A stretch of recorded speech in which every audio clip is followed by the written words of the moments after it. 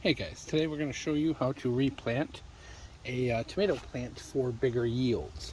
This is I think it's called Subarctic Plenty. Um, Started it late, so I'm hoping it will give me some like October tomatoes. So we're going to give this a try. So we're going to plant this up to the next size, just because I don't have room in the garden yet. I'm waiting for a few things to finish. So what we're going to do right off the bat is we're going to put some potting mix down, just to, it can't go all the way. I'm going to show you some tricks that'll give you a bigger yield on these.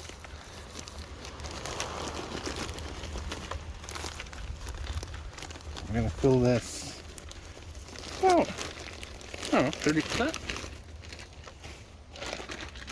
Going to add some perlite.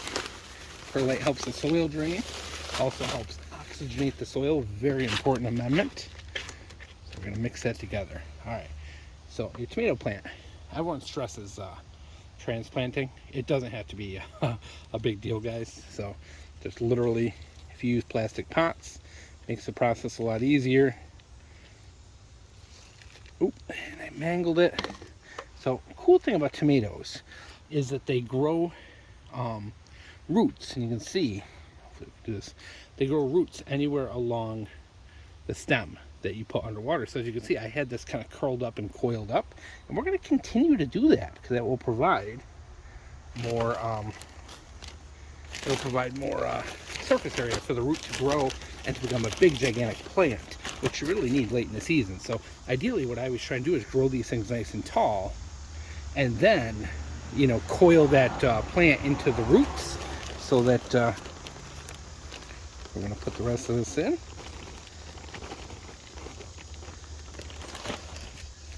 then we're going to bring this back to center. Pack it down a little bit. All right, now one last thing, which I better go get.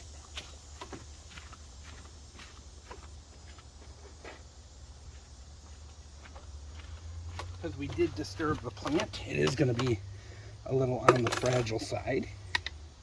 So what we're going to do is use these landscape staples to kind of hold it up and hold it steady. So I just kind of crisscross them, and what that does is gives me a kind of a stable base so that it can't flop over on me. So there you go, that's simple, guys. Now I'm going to let this sit for a couple more days, and as it grows I will raise the potting mix up a little bit higher. So we've added a whole bunch of area to this that will now have a bigger root ball because we've added to the stem, and we've kind of coiled it up in that base, so our yields will get better. And this plant, once it's given some time, will completely rebound and boom, and it will start growing very, very quickly, because it will have a huge root ball for such a tiny plant. And then eventually I will transplant that into my garden once a few things finish up, and hopefully I will get some late season tomatoes.